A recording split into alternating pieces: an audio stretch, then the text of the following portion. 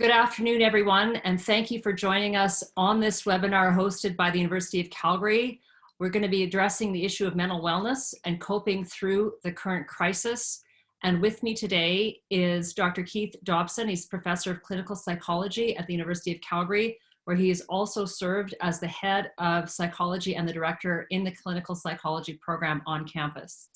His research is focused on both cognitive models and mechanisms in depression, the treatment of depression, particularly using cognitive behavioral therapies, and he's also a principal investigator for the Opening Minds program of the Mental Health Commission of Canada, with a focus on reducing stigma related to mental disorders in the workplace.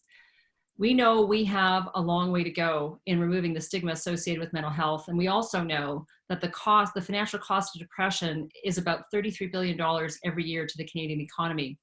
Trauma can trigger mental health issues, and that includes what we are facing today, not just in Calgary, but in every corner of the planet. This is something that is affecting everyone, and it's unprecedented.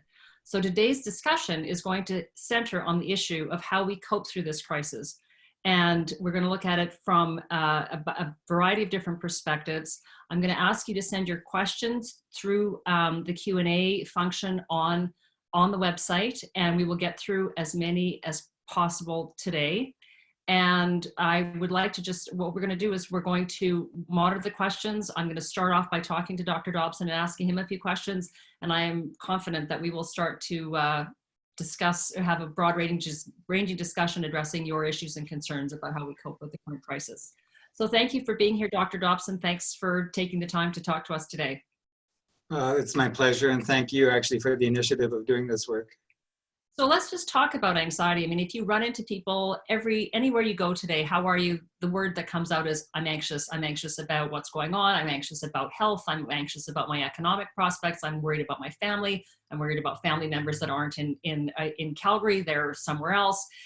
Anxiety is something we talk about. What is the psychology behind anxiety, and what do we need to recognize as we deal with the crisis today in a way that, we can't escape it? Yeah. So yeah, stress, anxiety, worry. I mean, these are the themes of the day for sure. I think we know a lot actually about the psychology of anxiety. We're lucky in a sense that we've been able to research this over a number of decades now. And so the literature is pretty well developed. We actually know there are three main characteristics of any stressor that will lead to anxiety or increased anxiety. And these relate to the predictability of the stressful event. So generally speaking, the more unpredictable an event is, the more people worry about it, the more anxious they are about it. Controllability is the second factor. So the more you can control an event, the less anxious you are, or put it the other way, the less controllable the event, the more likely you're going to be anxious and worried about it. And then the last is salience. So the personal relevance or the importance of the event. And here in COVID-19, of course, we have the perfect trifecta, so to speak, or triple threat, because we have an event that is largely unpredictable, although we're learning more, of course, about the coronavirus and how it behaves. We don't have much yet in the way of controlling the event. Social distancing, which I'm sure we'll talk about, is one thing that we can do, washing our hands and keeping our hands away from our mouths. But these are pretty mild kinds of control strategies. And then, of course, the salience is huge because people are getting ill and dying even. So, let's just take those one at a time. Predictability we don't have. Controllability we don't have. How do you suggest we cope with these uncertainties in a constructive way? Everybody has their own coping mechanisms. Our psychological makeups are very different. But what are some of the basic things we need to think about in order to help us not be overwhelmed by the anxiety we're feeling every day? Well, I think, in fact, it's actually very important to feel anxious right now and to recognize that it's almost a normal response in the context of an event that is unpredictable, uncontrollable, and has high salience or high importance. So I think we need to accept that we will be anxious for a period of time. We need to kind of normalize the experience. We need to certainly not try to suppress it in others. I think, we need to recognize the fact that they may be feeling anxious. So again, to normalize it to some extent, I think is healthy. That being said, I think there are things that we already are starting to learn. So for example, in terms of predictability, we know that some people are watching the media all the time and almost over monitoring as a way of trying to get information. But the amount of new information and frankly, some of the quality of the information that we're getting is pretty limited. So on a given day, there's probably not that much new news about the coronavirus. And so again, I think a lot of people could turn down the attention to the media, for example, as one strategy for, not necessarily getting less information, but getting information in a measured dose. So that's one strategy for sure. When you talk about normalizing anxiety, how do you actually do that? I think we talk about it. I think part of it is recognizing our own experiences. You already hinted at the idea that everybody has their own ways of coping. And of course, everybody has their own natural levels of stress and anxiety too. So all of us, pay attention to our thoughts. We pay attention to the things that we're avoiding or not paying attention to and so on. So I think that, if we can just sort of monitor ourselves, be mindful of the way that we're talking to ourselves, our physical reactions. These are all signs and symptoms of anxiety. And again, what we're mostly interested in, I think, is not so much the absolute level, although that's important, but the changes. So if you find that you're significantly different than the way you are normally, that would be a sign that maybe you need to do something different. So in terms of sleep patterns, eating patterns, interaction. So that's the interaction piece is an interesting one because we're being told we have to socially isolate. We have to, for some people, this is, we're seeing increased research that shows that social isolation is bad for our health, mental health and physical health. That's right. So, A, how do we balance that? Is there a way to do that constructively? And B, what about people who are already dealing with depression? How do we make sure that they stay connected and their condition doesn't get worse?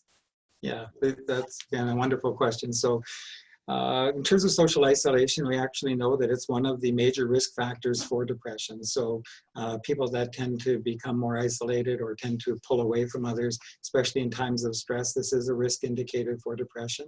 We also know that people who are depressed, unfortunately, also tend to experience social rejection. People that have a state of depression and have negative thoughts or negative feelings often aren't that pleasant to be around. And so not surprisingly, you get into this kind of virtual cycle where the depressed person gets rejected and because of their rejection becomes yet more socially isolated. Right. So we know it's a risk factor for sure. And of course, here we are in a situation where we're being asked to isolate. And in fact being told that we should isolate. So it's not surprising that people who are especially vulnerable to the effects of social isolation are going to respond the most. And people who are already depressed may in fact actually experience this even as a more poignant kind of a problem for them to have to isolate. So there are some strategies, I think, that are being recommended nowadays. So for example, just because we have to physically isolate or physically separate doesn't mean we can't go outside. Today in Calgary, it's a beautiful day. So going outside for a walk, as long as you maintain social distance is very useful, I think. As the weather gets better, going out and doing as much as you can in the yard, for example, would be strongly recommended. Social contact, again, I think can take different forms. So humans are by nature social animals. And so having some kind of social contact, I think, is important. That could be telephone, it could be voice conference, and different kinds of technologies exist, of course, for voice and audio and video contact. So again, I think it's up to the individual to figure out what works the best for them. But maintaining social contact is important for sure. So one of the questions come up already that asks that this individual already says that they have the PTSD symptoms are being exacerbated. But can there be any benefits? Do I have some skills because of my quote unquote normal PTSD and depression that can help cope with what's going on today? Yeah, and in fact, I've heard a paradoxical kind of a thing about somebody with obsessive compulsive kinds of patterns, so the tendency to clean, because of course we're being told we should be washing our hands regularly now, and in some ways it kind of normalizes again some of that tendency. But I think to be more serious, people who are already experiencing trauma, again, I think to some extent are going to be people who are more vulnerable. And again, if they face things like social isolation or some of the mental health consequences of having to be independent for a period of time, you could expect actually a somewhat stronger response than for other people because of the vulnerability. One of my particular worries is, again, in addition to social isolation, is the effect of unemployment, because we know, again, that the economy is also in trouble right now. And so a lot of people are not just facing the stress of being isolated because of the pandemic, but also the stress of potential economic difficulties. And that, again, is a real cause for worry. I know that one of your colleagues, Robbie Bavins-Wagner at the Calgary Counseling Center, has stress. She sort of measures the stress in her client base, and has seen a positive correlation between, you know, economic challenges and the number of people that come into the door there. So Yeah. you're right. And so I guess let's just talk about it in a Calgary context. I mean, I'm curious as to whether you think we might be a little more resilient than other parts of the country versus others, because we've been through a flood. We've already dealt with the financial crisis in 2008. We've dealt with the downturn in the energy sector. Does that help us, or because we're still, you know, the Alberta economy wasn't exactly growing at a great pace? Yeah. Is this just one more kick at the psyche of the province and the city? And do we have enough fortitude to come through this in a way that's constructive? I hope so. One of my impressions of people just in general is that we're amazingly resilient. You know, that humans can overcome a lot. And of course, we can only prove to ourselves our resiliency when we're faced with adversity. So you can only discover that you can overcome difficulties, of course, when you have those difficulties in the first place. And you're right. I mean, Alberta right now has been going through a series of challenges. Calgary had the floods. We had the fires in Fort McMurray. So we've certainly faced a number of strong adversities. And when I think about how we've come through those, we've done extremely well. The other thing I think about and again, it's a bit of the pioneer frontier mentality, you know, is the idea that we can overcome. You know, we can struggle through difficult winters. You know, we can do a lot of things. This is going to be a huge challenge, though, because of course this is both a global physical threat to everyone, and of course a huge economic threat at the same time. In fact, some of the economic numbers I'm seeing suggest that this is going to be worse than the Great Depression. So, you know, we'll wait and see. I hope that's not true, but you know, if it is, I think that's a huge challenge for the whole global community. Can we overcome? I think so. Certainly, I'd like to believe so, but it will be a challenge. When you talk about the workplace, what specifically should employers be doing to support employees, especially as we work remotely? I mean, it's one thing to be dealing with an adverse situation, be able to see people every day that you work with. It's your work family, so to speak. This is different today. So what should employers be doing to make sure that their workforce is connected and therefore not feeling alone and isolated? Yeah, it's interesting. I just discovered an article. It was just published last week in the journal Lancet, and it dealt with the psychosocial consequences of being quarantined. So it was a literature review of different kinds of epidemics and problems. One, for example, the Ebola outbreak in Africa. And what they talk about were different stressors. And they say there are 5 basically during a stressful event. One is the duration. So the longer it goes, of course, the more challenging and more difficult it becomes. One is the fear of infection itself. So not surprisingly, of course, nobody wants to become ill or have health consequences.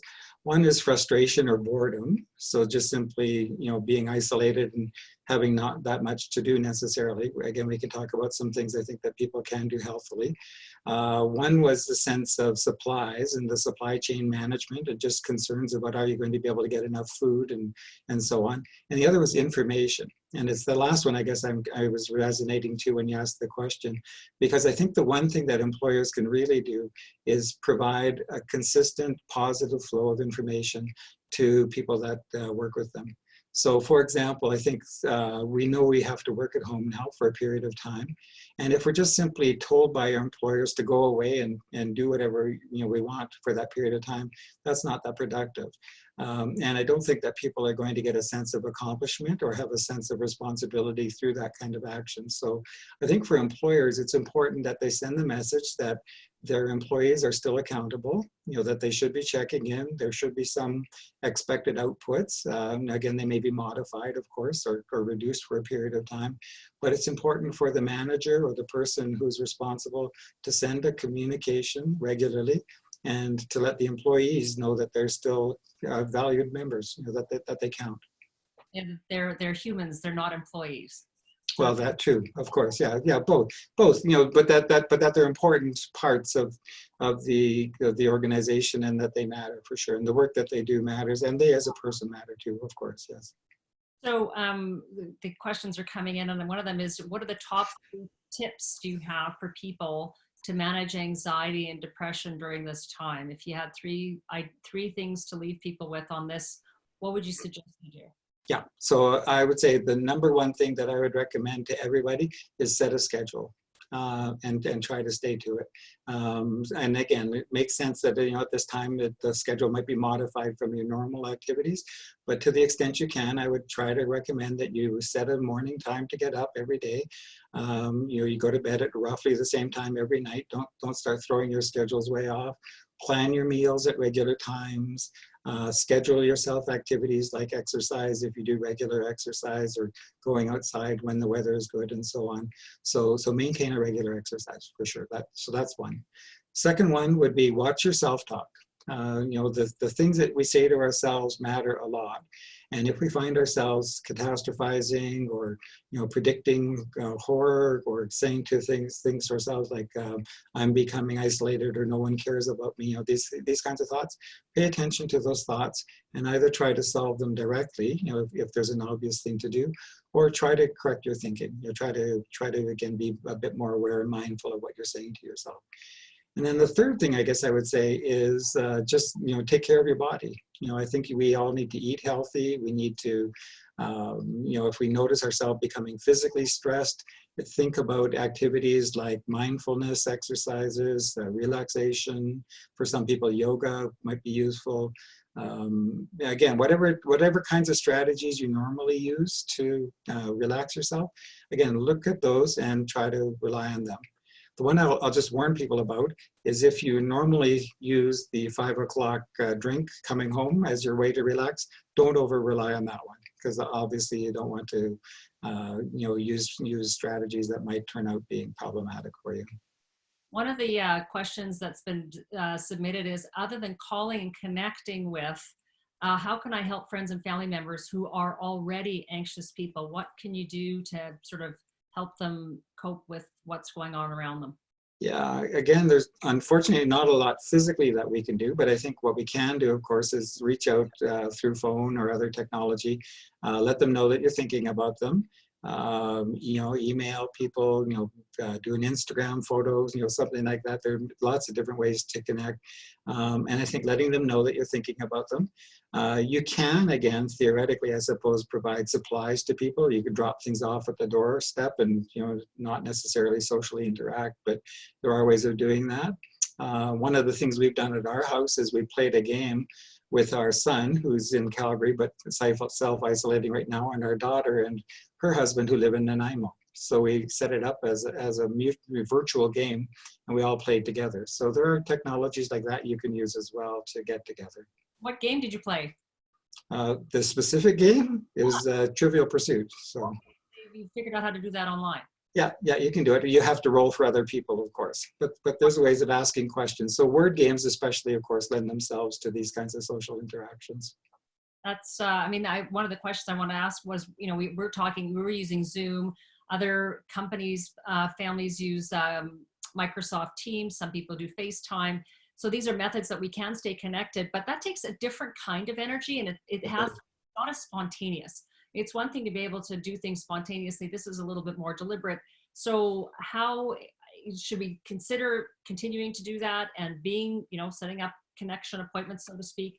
And I also wonder if there's a limit to which you can actually use these mediums as well. Is there anything where they're not as satisfying or as helpful?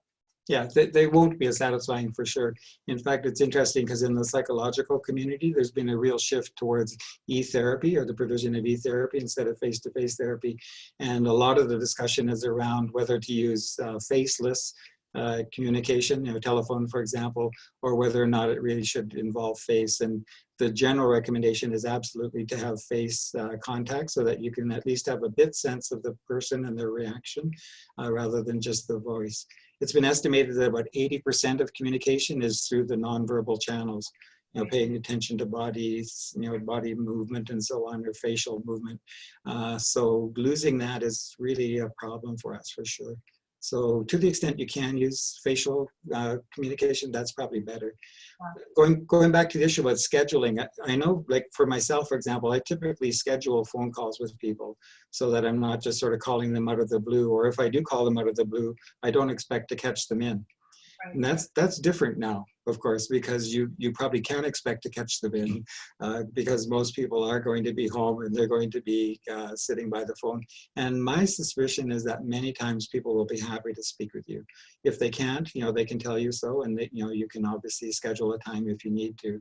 But again, I think the error, if you want to make an error, it's probably reaching out and trying to connect with somebody, and then if you need to, schedule later on.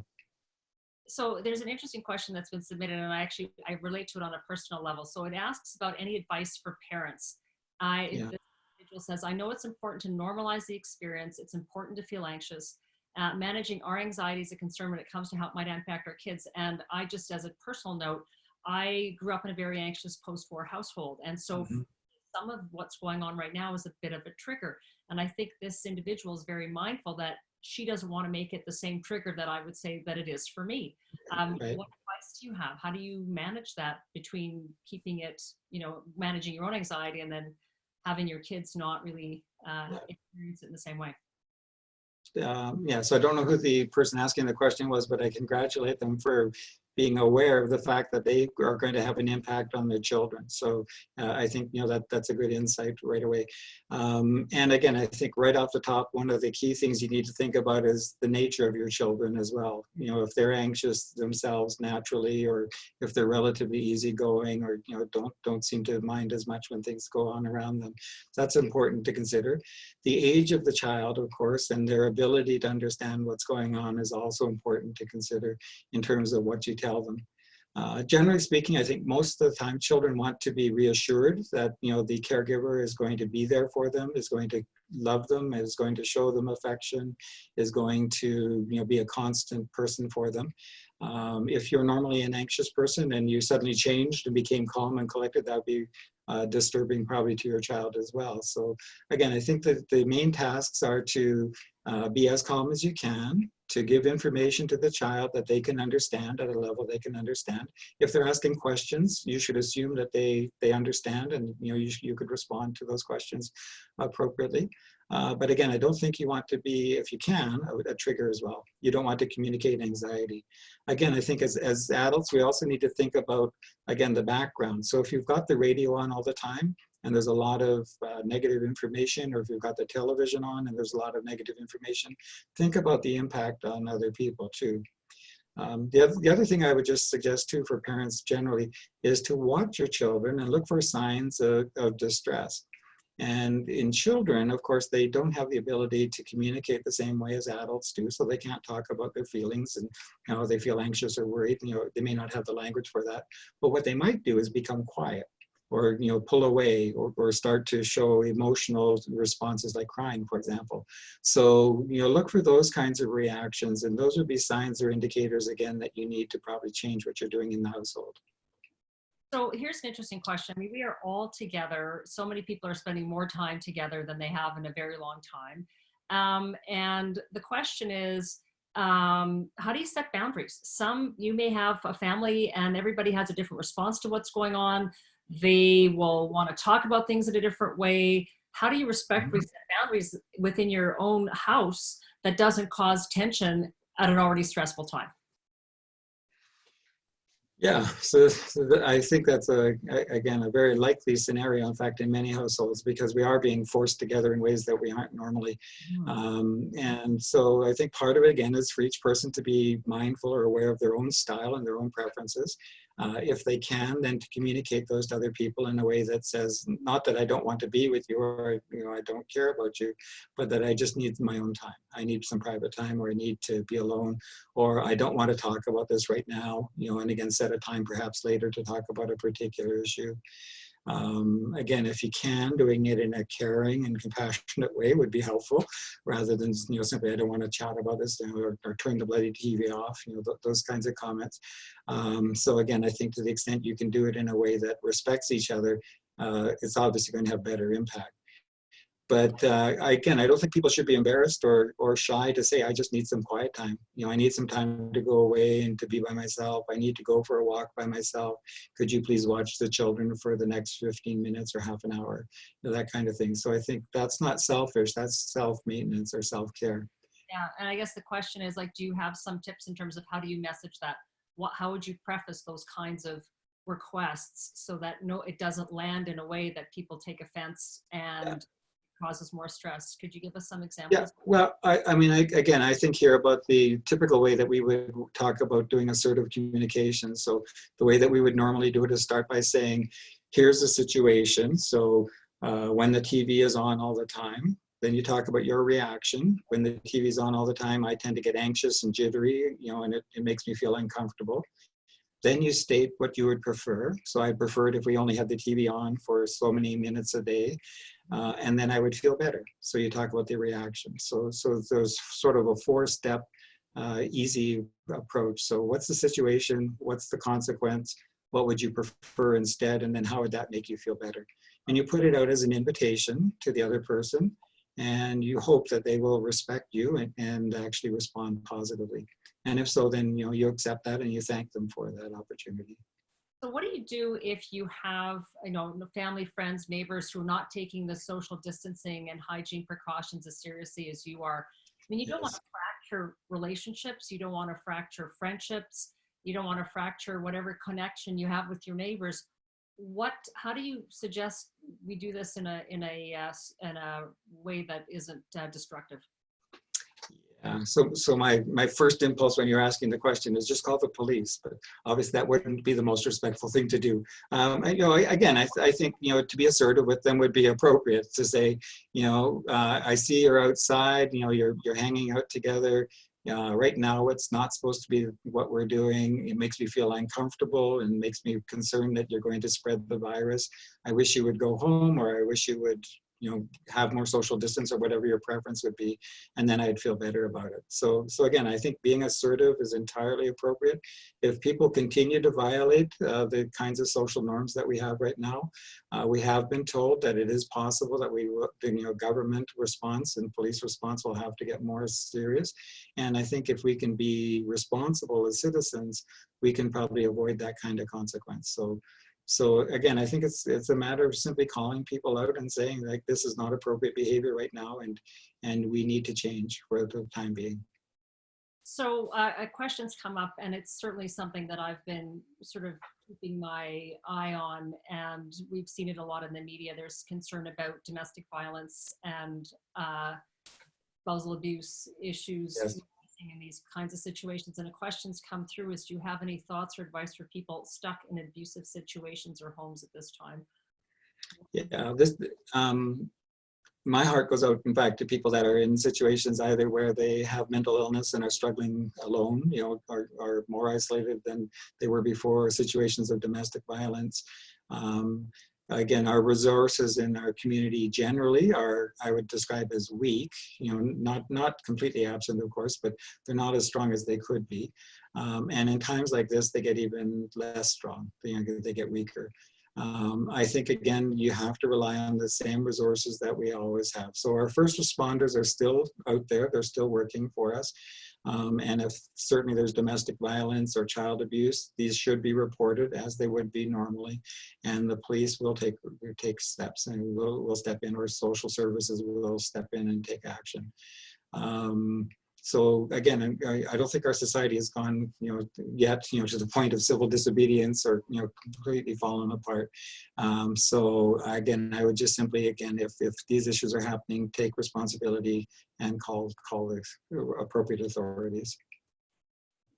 It's interesting. There's a few people have asked sort of questions along the same lines. One individual saying they've been having trouble sleeping since they've been working from home.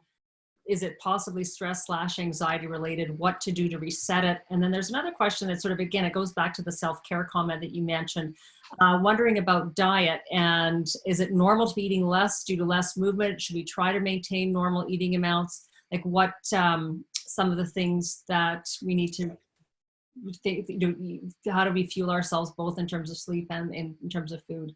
Some Yeah. people eat more and some people eat less. I mean, it's just, it's the way we are. Yeah, and in fact, for many people, we are doing less. So again, when we're confined at home, it's not surprising that we are actually expending less energy, and so as a result, we might actually not need quite as much food in order to maintain our weight.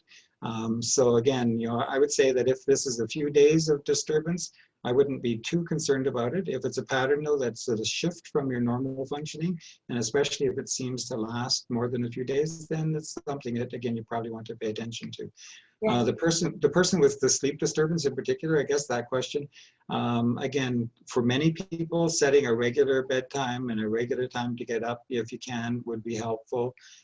We also recommend that if you wake up in the night and you find yourself worrying, which again is not that surprising right now, if it's more than about 15 minutes, you probably should get up and do something quiet. So don't start watching television or do something that's going to cause you distress or make you more agitated. And then when you're tired, go back to bed. The next morning, try to get up at your regular time. And then over a period of days, again, your sleep should re-regularize. So the general strategy, that's what I would recommend. Again, if you find yourself worrying, again, just tell yourself that this is normal, that again, it's understandable given the days and the time, and try to normalize it as much as you can and manage your sleep as best you can. But I think many people are actually going to have sleep problems these days. And in terms of diet or food, again, I think it's normal when you feel stressed. Some people actually eat less, others eat more. So again, be mindful of the changes if you see changes in your eating. Some people, when they get stressed, start to turn to comfort foods, like carbohydrates, for example, which give you kind of a sugar boost in the short term, but then often have long-term negative effects. And of course, if over a period of days you start to eat much more carbohydrates, you'll start to see it on the scale. So again, if you have a scale and you monitor your weight, start to do that. There are some people who are catastrophic thinkers, and they're living with the worst case scenario in their heads. And what do you that the anxiety is just overwhelming because they're expecting the worst. What do you tell them? What should they do as far as strategies to address that catastrophic scenario? Because they're probably, because of all the information we get every day. Yes, yeah. So in your introduction, you talked about the fact that I've been involved in the field of cognitive behavior therapy. And as a treatment approach, that actually focuses a lot on cognition or thinking. So catastrophic thinking is certainly part of the focus of the work that we do, looking at the way that people predict the future. And again, it's a very normal human thing to do. We're one of the sentient animals, and so we can predict the things that are going to happen. Unfortunately, we tend to predict things worse often than they actually turn out to be. And the only way to know if our predictions are valid is to wait for the future to unfold. So again, in therapy, what we often do is try to get people to make short-term predictions and then test them out and find out if, in fact, their guess about a social reaction, for example, is actually true when it happens. A situation like this, if you're predicting long-term negative consequences, like unemployment somewhere down the road, at an untold time, it's much more difficult to test out against reality and to find out whether or not your predictions are valid or not.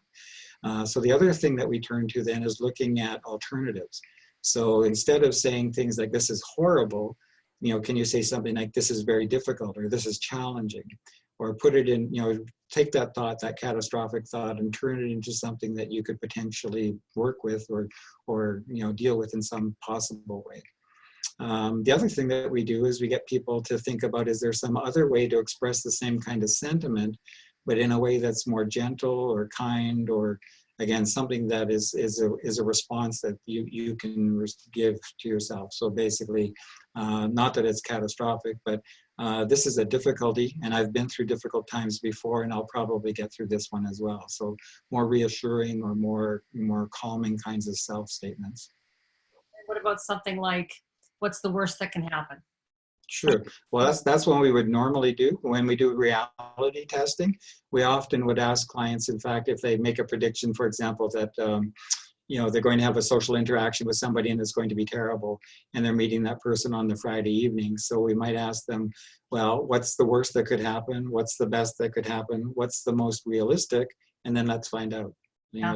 Let's actually test it out and look at what actually does happen.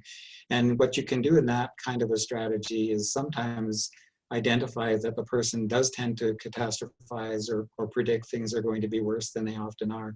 So you can actually use kind of a reality-based strategy for modifying their thinking. This one's a bit different though, because of course a lot of the catastrophic thinking is more amorphous or more vague. That I might get sick at some point in the future, but again, there's no specific time, or my grandparent might become ill and die. So again, a more vague kind of a prediction. And again, those are harder to test out in reality. Someone's asked how they say, how do I stop blowing up on other people due to this extraordinary situation? My brain is about to explode. So obviously sounds like there's anxiety, and there's just, how do you help this individual deal with this? So there's one of those catastrophic thoughts we were just talking about. My brain is about to explode. First, I can tell the person who wrote that in or had that question that brains don't explode. So from a reality perspective, it won't happen. But I understand the feeling for sure that this is something that's very difficult. My suspicion would be that somebody like this is probably paying a lot of attention to the media and is really monitoring a lot. So if that's true, again, I would turn down the volume, those kinds of things. I would really also not focus on information, and I'll put that in quotes, from friends and family members, because often, again, that's not information, that's just simply more anxiety or negative thoughts. So if you want good information, go to a reliable source. Don't rely on friends and family kind of situations. Pay attention to your self-talk, again, like we've already talked about. So if you are doing catastrophic thinking, name it. Identify that you're making these kinds of predictions. Know that probably they won't be true, but again, we don't know. So the truth is, we probably haven't hit the worst of the epidemic yet, or the pandemic. We probably will see more deaths. So some of this negative thinking is realistic and probably is valid. So again, I think it's a kind of a fine balancing act between being realistic and doing appropriate control versus being catastrophic and suffering undue anxiety. So, people all of a sudden, everybody in their home office, sometimes you have two spouses that are working and they're managing it. And sometimes you have one spouse that, let's say, has been working outside the house and is now working at home, and still expects the other spouse who's not working and caring for the kids, or not working outside the home at this point, to still take care of the kids as well. And so how do you, all of a sudden you've got some behaviors that have been normalized, I guess. And there's not a lot of sharing of care for the children, even though both have to do the work that's required for their workplaces. What do you suggest? How do you sort of manage that conflict? Because that could cause a lot of stress. It surely can. So again, I would say that whoever the person who's feeling put upon, and I suspect both are in a sense, that because one person doesn't probably want to be working at home either. But I think both people need to be able to express their needs and their wants, in terms of what they think would work best in the relationship. They need to be assertive. They need to, again, be able to come up with a strategy or idea. Hopefully each can hear the other and listen and understand what the other person's feelings and thoughts are, and then they can come to a negotiated solution. If they can't, I suppose one strategy would be to come and speak to a trusted third party. Could be a family member, I suppose, although of course other family members sometimes have their own opinions. It could be a mutual friend that they're both willing to trust and come to.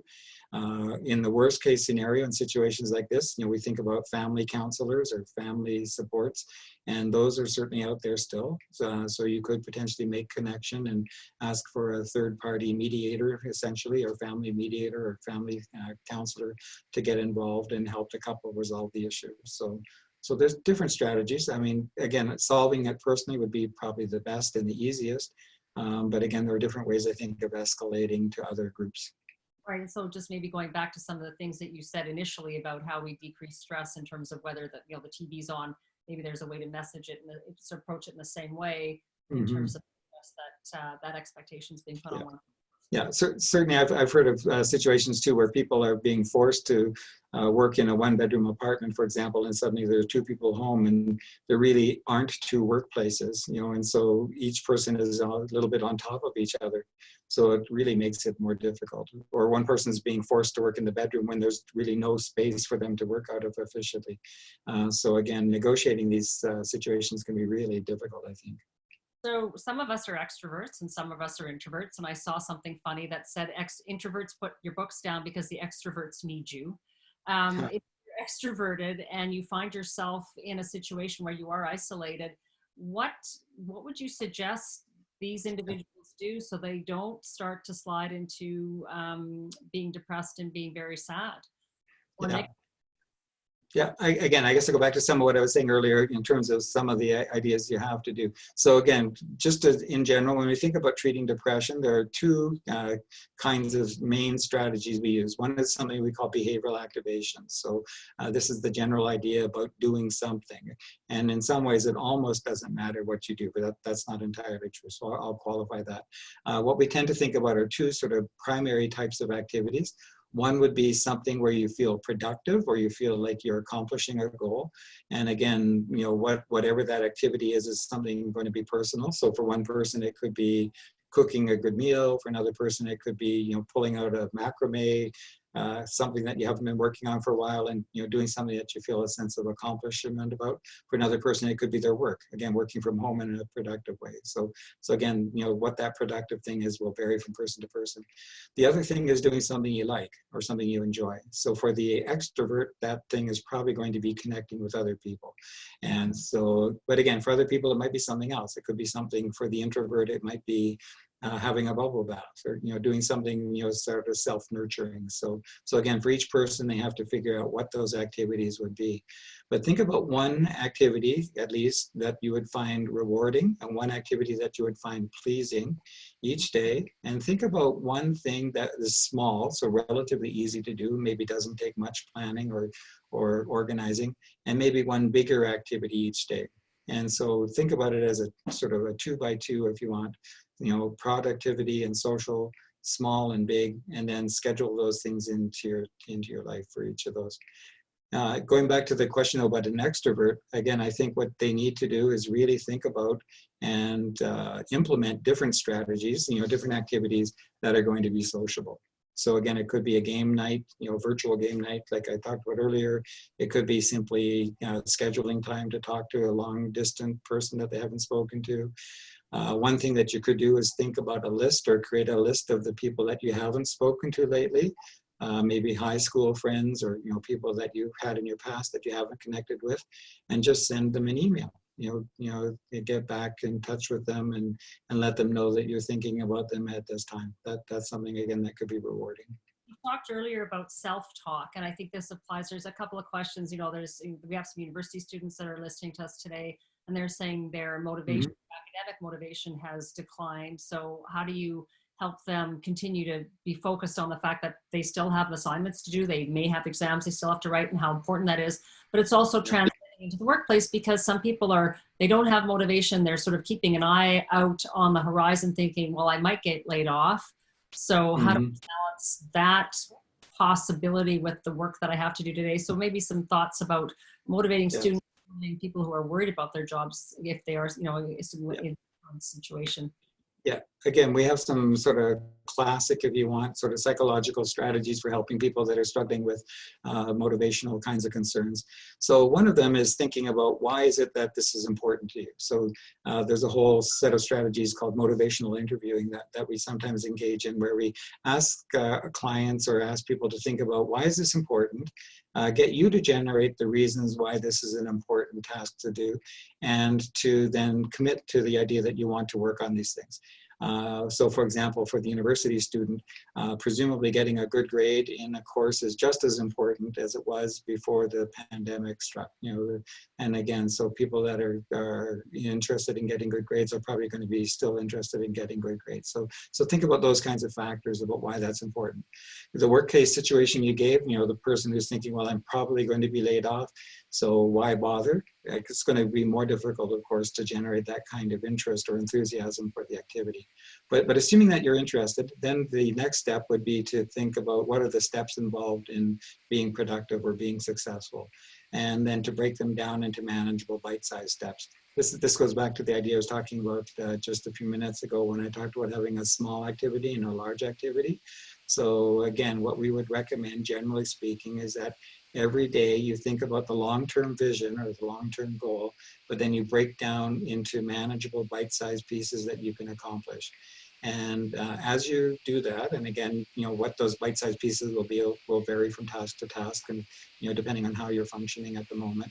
But then as you accomplish those kinds of activities, then stop and recognize that you've done them and give yourself a reward. For people that are really struggling, what I would suggest you do is even break it down, not even necessarily in bite-sized pieces of what you need to do, but bite-sized time.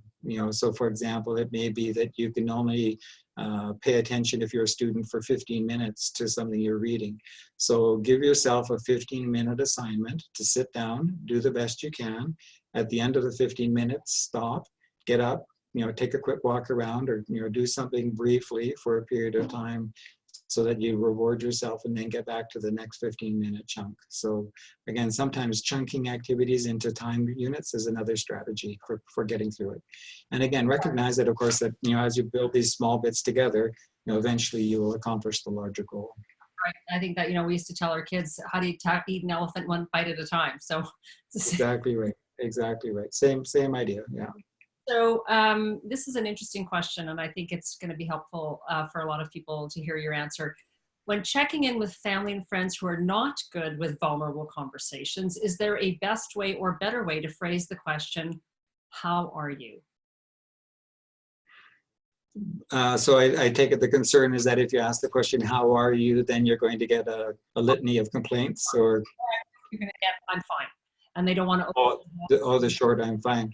Yeah, well, that sort of, they don't know what that box could unpack, put it so to speak. Yeah, so if you get that kind of stoic response, like everything's okay, then I guess my bias would be is to accept that the person is telling you the truth, and that if they have some more to say, that you can let them know that you're willing to hear it. And you could say that, you could say, okay, well, I'm pleased to hear that. If anything changes, let me know. I really am concerned about you, and just communicate that. I think the fact that you've reached out and you're obviously speaking to them or communicating with them itself says that I'm thinking about you.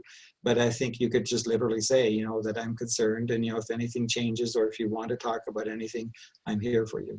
But again, you can't push, again, if it's an introverted kind of a person or a stoic kind of individual, you can't really push them to express feelings if they don't want to do that. So that's, I think, the one side.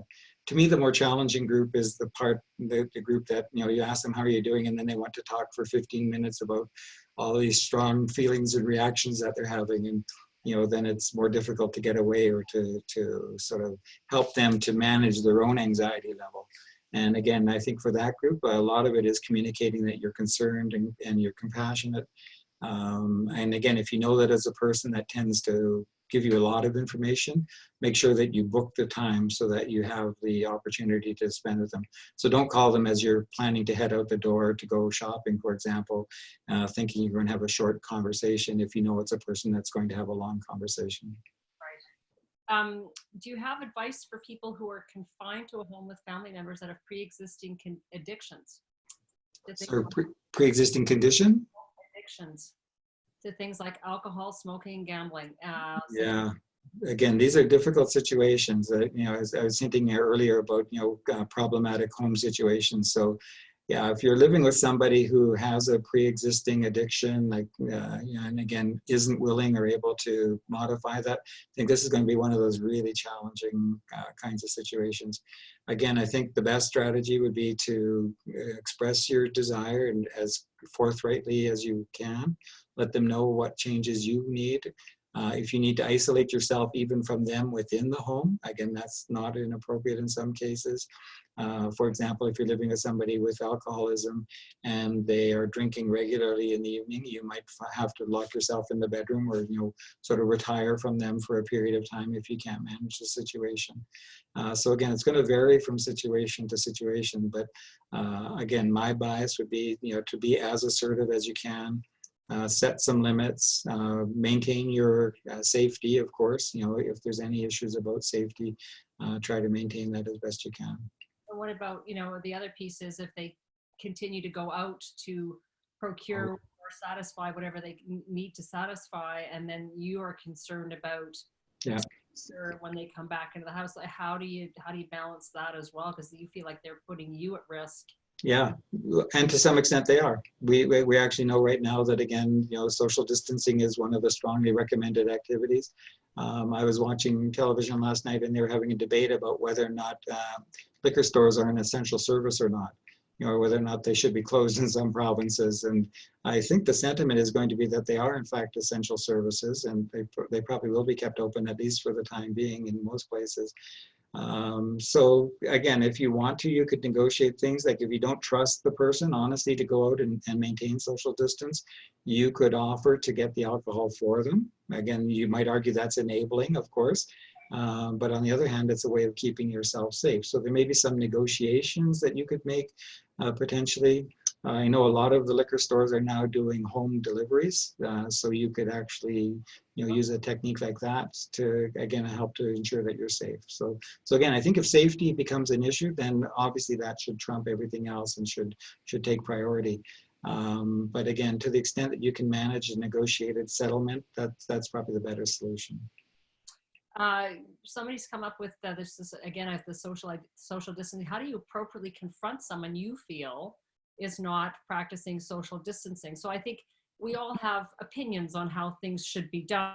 And so how do you, maybe this person's a friend, I don't know what the context is, of course, but would you have any sort of tricks or ideas of how to do this constructively so you don't destroy a friendship or a relationship?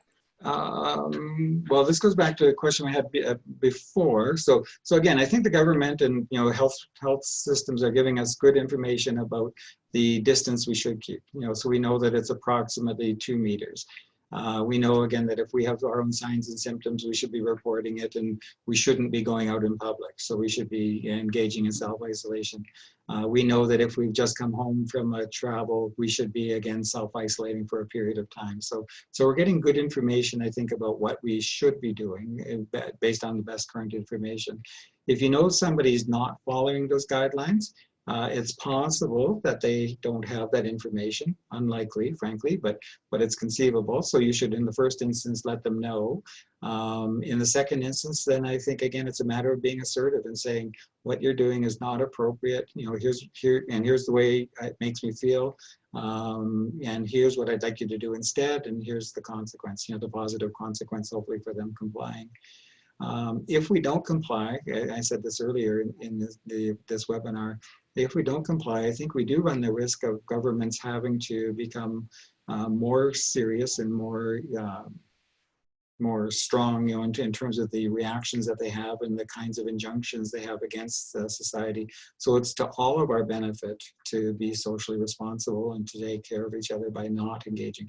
I heard somebody say that if you want to show somebody that you love them right now, stay away from them. Right. Yeah. So as this ties into a question, somebody's writing in from the university, it's challenging for families. They want to see their kids, and should kids travel, students travel home now? Like, what advice do you have for students who are here? Maybe their families, they come from a different part of the country. What advice do you have in terms of approaching, that conversation with their family? Yeah. Again, I think it's a personal decision, of course, in terms of the personal circumstances and the supports they have. So if it's a student, for example, and they're living in residence in Calgary, but their home is in Nova Scotia, you could make the responsible decision to move home, for the foreseeable future. But just be mindful, if you do it, you're going to be there. You're probably going to be stuck wherever you go for the foreseeable future. But that's a choice you could make. Again, if you're going to do that, think about how you're getting there, and again, how to protect yourself during the actual transit time, because we know that airlines, of course, are one way to spread COVID-19. So again, that's a bit of a concern. But again, I think you have to make those decisions on a case-by-case basis. I think most health authorities right now would say that most of us should hunker down where we are and isolate or socially distance ourselves. from others, physically distance ourselves rather than think about moving around the country. So what do we do if we feel, if people are feeling lonely, they're feeling anxious, some are feeling depressed, and they don't feel like it's being validated because everyone's going through the same thing at this point? Oh, okay. What would you suggest? How do we think about Yeah. that? So again, at the very outset, I said that one of the things that we always need to do is be mindful again about our own experience, and again, look at the behaviors, the feelings, the emotions, the physical responses we have, the social reactions we have, and so on, and really pay attention to whether or not this is normal, quote unquote, given the times, or whether or not it's something that's disturbing to us, and especially if it's something that's a significant change from the way we normally are.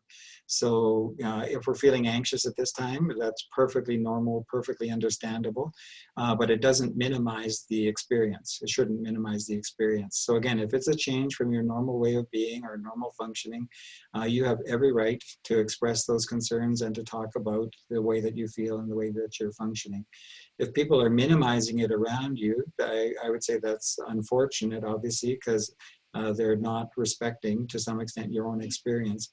So I would just simply say, reiterate it, to let the persons know that this is important to you, that you are distressed, and ask for some compassion or understanding.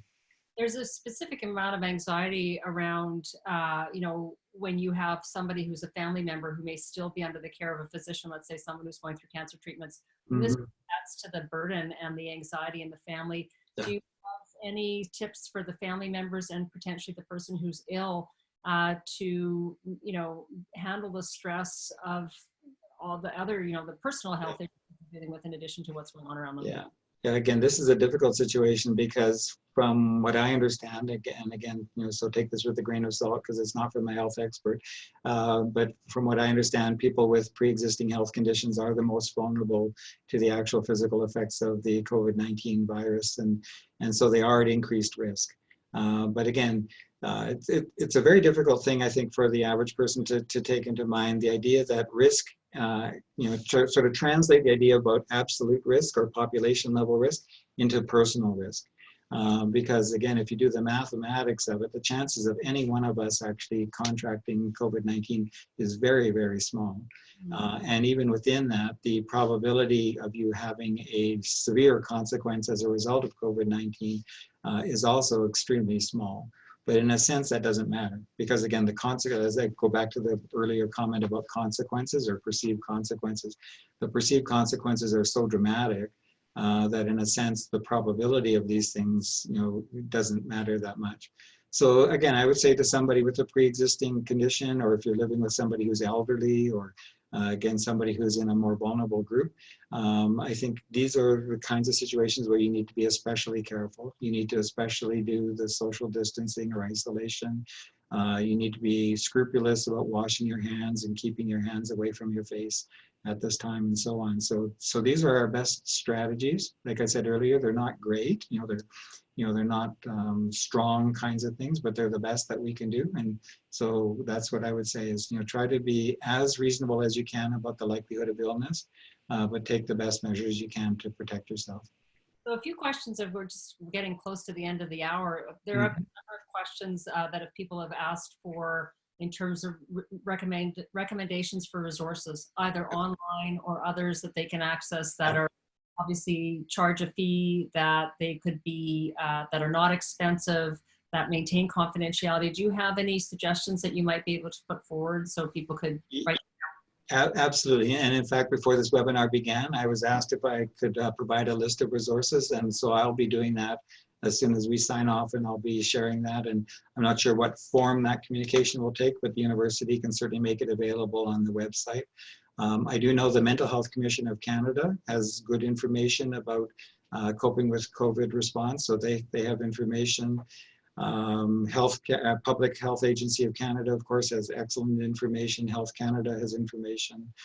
The Government of Canada has a special website that they've put up for COVID-19. So there are a number of resources that are definitely out there. I think the question may also be about actual personal services though. And so again, if you're employed, And I know many of the people that are on this webinar are probably related to the University of Calgary. So if you're a part of the University of Calgary community, you may have EFAP benefits, Employee and Family Assistance benefits, which are still available. They've been moved, I think, largely to distance. So those are available. If you are part of a large employer group, again, chances are you've got some kind of benefits that you should look at.